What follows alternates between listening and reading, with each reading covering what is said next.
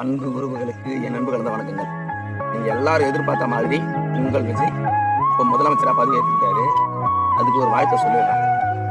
இப்ப மக்கள் கிட்ட நான் ஒரே ஒரு கேள்வி கேட்கிறேன். அவர் முதலமைச்சரா பதவி ஏற்றுக்கிட்டதுனால, நீங்க அவருக்கு ஓட்டு போட்டதுனால நீங்க எல்லோரும் சந்தோஷப்பட போறீங்களா, பெருமைப்பட போறீங்களா, இல்ல அவருக்கு ஓட்டு போட்டதுனால எல்லாரும் வருத்தப்பட போறீங்களா, துன்பப்பட போறீங்களான்னு இந்த 5 வருஷம் பொறுத்து இருந்து தான் பார்க்கணும். ஒரே ஒரு கேள்விதான் மக்கள் கிட்ட எனக்கு என்னன்னா, உங்களுடைய விஜய் சிஎம் சார் அவரே அவருடைய வாயால நான் சொகுசு வாய்க்க விட்டுட்டு வந்திருக்கிறேன், உச்சத்தை விட்டுட்டு வந்திருக்கிறேன், நான் கோடிக்கணக்கில் சம்பளத்தை விட்டுட்டு வந்திருக்கிறேன் அப்படின்னு நிறைய வாதாட சொல்லியிருக்காரு. சொகுசு வாழ்க்கை, அதாவது ஆடம்பர வாழ்க்கை, கோடிக்கணக்கில் பணம், உச்சத்தில் இருக்கிற மதிப்பு மரியாதை, அது எல்லாத்தையும் விட்டுட்டு வந்திருக்குன்னு சொன்னாரு. அந்த உச்சத்தை விட்டுட்டு வந்த ஒரு மனுஷனுக்கே மறுபடியும் தூக்கி உச்சத்தை தான் கொடுத்துருக்கீங்க முதலமைச்சர்ன்ற பதவியை. ஒரு சாதாரண பாமரனை நீங்க ஆக்கியிருந்தீங்கன்னா சந்தோஷம், ஒரு சாதாரண குடிமகனையோ ஒரு சாதாரண ஏழையை ஆக்கியிருந்தா கூட ஒரு சந்தோஷம் தான். ஒரு உச்சத்தில் இருக்கிறவர்களை தூக்கி மறுபடியும் உச்சத்தில் வச்சிருக்கீங்க. நடந்தது நடந்து போச்சு.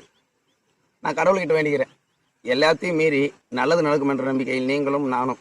அப்புறம் இன்னொரு விஷயம், நம்ம சிஎம் சார் பதவி எதுக்குன ராசி நம்ம சிஎஸ்கே மேட்சை ஜெயிச்சிட்டாங்க. பெரிய அதிசயம் தான். நன்றி.